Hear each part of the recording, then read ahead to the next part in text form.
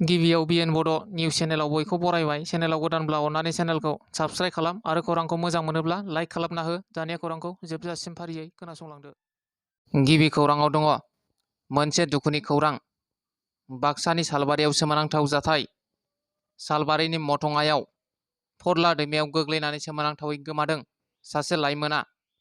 गोमानाय लाइमोनखौ खस्राबारि गामिनि 29 बोसोर बैसोनि दुखु मालाकार होननानै मिथिनाय जादों। साथाम लोगोजों जौ लोंनानै फेनानै फरला दैमानि मथङा गाथोनाव दुगैनो फैदोंमोन। नाथाय हरखाब दैमायाव गोग्लैनानै जिउ गोमादों लाइमोना। जाथाय जानाय जायगायाव नुजाथि फैनानै पुलिस बिफाना बे लाइमोनखौ नागिरदोंमोनब्लाबो दासिमाव लाइमोनखौ मोननाय जाथ'वाखै। बिक्रम हरिजन, बिजय हरिजन, रुपकुमार मालाकार मुंनि साथाम लोगोनि सायाव सन्देह खालामदों। दुखु मालाकारनि बिसिया फुंनिफ्रायनो साथाम लोगोजों पार्टिबो खालामदोंमोन। गोमानाय दुखु मालाकारा सालाकाथि बाजाराव थानाय SBIनि सार्भिस पइन्टआव सासे ग्राहकखौ सार्भिस पइन्ट सामलायगिरिया रां थगायनायनि थासारिया सोराङाव फैदों। जाथायनि सायाव मिथिनो मोननाय बादिब्ला थांनाय एप्रिल दाननि 10 अक्ट'आव प्रमिला नार्जारिया कास्टमार पइन्टआव 40,000 रां डिप'जिट खालामफैदोंमोन।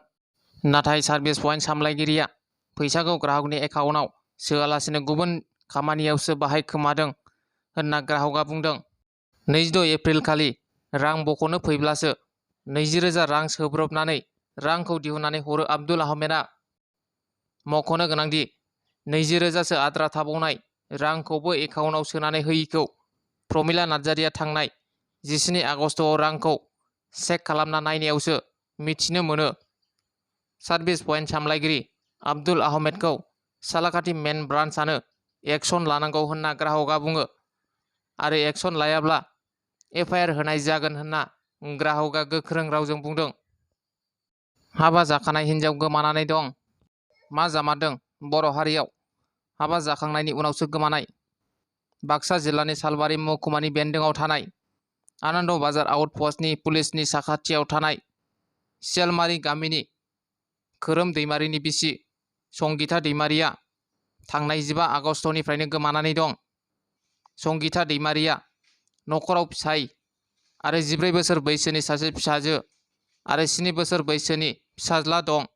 संगिता दैमारिया 15 आगस्टनि फुंनि 8 रिंगासो समाव बिमायं मोनहानाव थांनो होननानै थांदोंमोन आरो फिसाजोखौ लामा ससेसिम साइकेलजों लांफानानै गावहा बेटारि गारिजों गाखोनानै फिसाजोखौ आं दायैनो फैफिनगोन, ओंखामखौ जानानै था आरो बाबाया खामानिनिफ्राय फैबाथाय बिखौबो ओंखाम जानो हो होननानै न'आव थिनहरफिनो।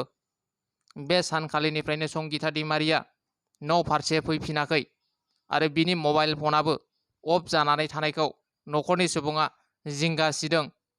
बेनिखायनो फिसाय खोरोम दैमारिया रायजो राजाफोरखौ खौरांनि गेजेरजों खावलायदों दि सोरबाफोर बबेयावबा नुसनोब्ला बेखौ जानबुं अनजिमानि गेजेरजों खोन्थाहरनो थाखाय खावलायहरदों। जानबुं अनजिमा 9957810391। दिनैनि खौराङा बेखिनियानो। गोजोन्थों।